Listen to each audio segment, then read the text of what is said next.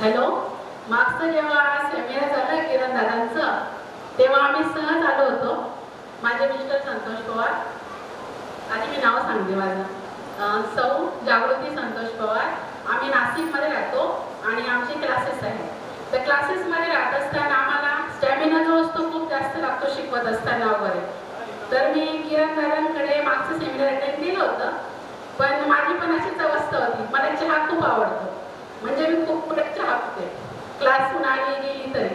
मग 2 दिवसांनी मी त्यांच्या विजिट दिली होती त्यांच्याकडे. आम्ही गेलो, माझे मिस्टर मला घेऊन गेले. पण मग मी पूर्ण तेव्हा इथून गेल्यानंतर पूर्णपणे अशी कॉन्फिडंट झाली होती की मी चहा सोडू शकते असं. आता मी 47 एज आहे माझं आणि मला ना BP जो होता 160 170 असा वाढतच होता.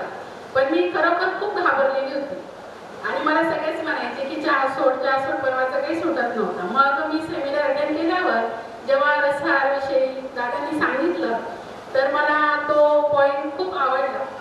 पण नंतर मग हे निमा कसं करायचं वगैरे, पण मला भीतीच होती काही झालं तर काही होईल का. पण काही नाही, म्हणजे जसं त्यांनी सांगितलं फॉलो केलं मी. 15 दिवस बरोबर, म्हणजे 17 तारखेपर्यंत केलं. आणि मग त्या दिवशी जेवायचं होतं संध्याकाळी. पण मग दादांनी सांगितलं होतं ज्या दिवशी आपण थोडंच खाणार पहिल्या दिवशी तरी, मग नंतर 15 दिवसानंतर पण आम्ही आता कच्चा आणि पक्का असं जे सांगितलंय तसं आम्ही फॉलो करतोय.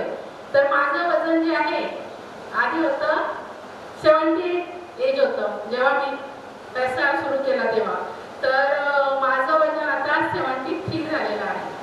आणि मी आता यापुढे सुद्धा जसं दादांनी सांगितलंय त्याप्रमाणे मी करणार आहे. आणि चहा सुटला यात मला तो खूप आनंद वाटतो. म्हणजे इथं जे बसले सर्वजण चहा सुटू शकतो.